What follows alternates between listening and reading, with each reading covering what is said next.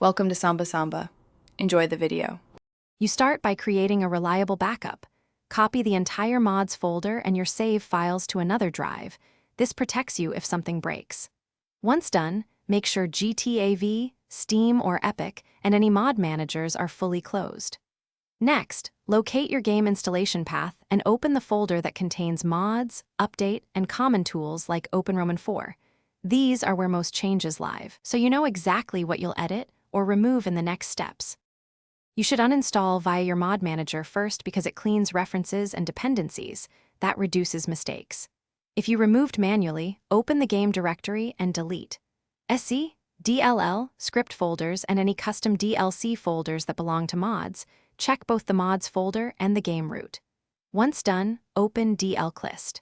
XML in your mods/update folder and remove lines added by mods, but make a copy before editing. Making precise removals.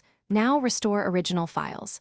Verify game integrity through Steam, Epic, or the Rockstar launcher to replace modified RPFs. Next, remove leftover tools like Script Hook V or Trainers if you want a pure vanilla test, or reinstall their compatible versions if needed.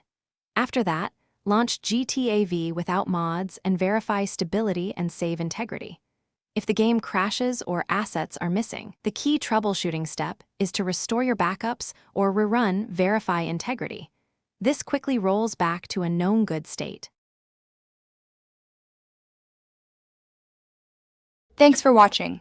Consider subscribing if we helped you.